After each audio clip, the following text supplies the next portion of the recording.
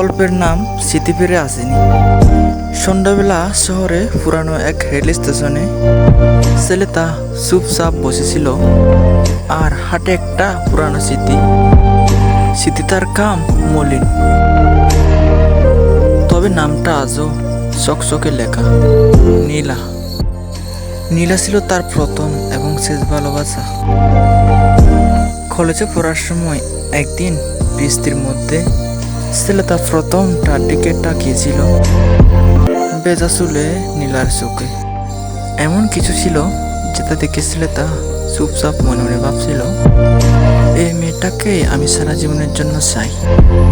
দিন কেটে গিয়েছিল, তারা একসাথে ক্লাসে যেত, একসাথে লাইব্রেরিতে বসতো, দুপুরে এক প্লেট ভাত ভাগ করে খেত।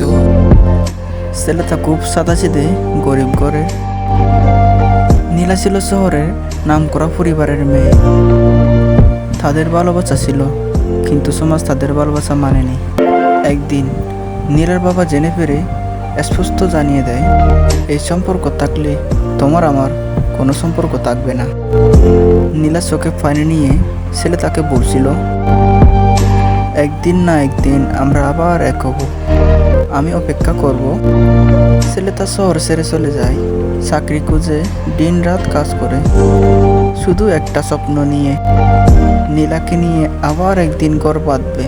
প্রতি মাসে একখানা করে চিঠি লিখত সে নীলার জন্য, ঠিক আগের নামের নীলা, কিন্তু কোনো চিঠিরই কোনো উত্তর আসেনি। আজ 60 বছর পর ফিরে এসেছে সেই পুরনো শহরে, পুরনো রেল স্টেশনে। হাতে সেই চিঠিগুলো হঠাৎ দেখে রেল স্টেশনের পাশে ছোট্ট একটি ফুলের দোকান। একটা ছোট মেয়ে ফুল বিক্রি করছে, আর পাশে একটি মহিলা, চোখে চশমা, চুলে ফাঁক। ছেলেটির মনে হলো এটাই নীলা। সে এগিয়ে গিয়ে জিজ্ঞেস করে, আপনি কি নীলা? মহিলা তাকায় চমকে উঠে।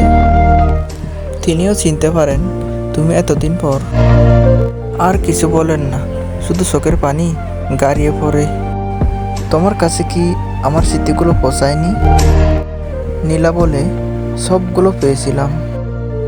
প্রতি রাত তোমার স্মৃতি বুকে নিয়ে ঘুমিয়েছি, কিন্তু বাবার শাসনে ভেঙে গিয়েছিল আমার সাহস। তোমার অপেক্ষা করতে পারিনি, বিয়েটা হয়েছিল জোর করে। ভালোবাসাটা রয়ে গেছে এই বুকের ভিতর।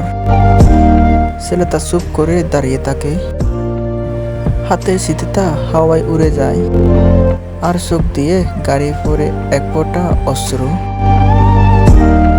ভালোবাসা হয়েছিল সত্যি, তবে সময়, সমাজ আর দুর্ভাগ্য সেই ভালোবাসাকে অপূর্ণ করে দিয়েছিল।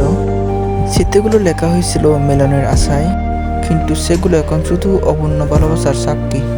তো আজকের এই অপূর্ণ প্রেমের ভালোবাসার গল্পটি এই পর্যন্ত। তো এরকম গল্প যদি আরও শুনতে চাও তাহলে আমার এই পেজটি ফলো করে রাখো। আর আমার এই ভিডিওটি ভালো লেগে থাকলে তাহলে এই ভিডিওটি একটু লাইক, কমেন্ট, শেয়ার করে দিও। ভালো থাকবেন সবাই।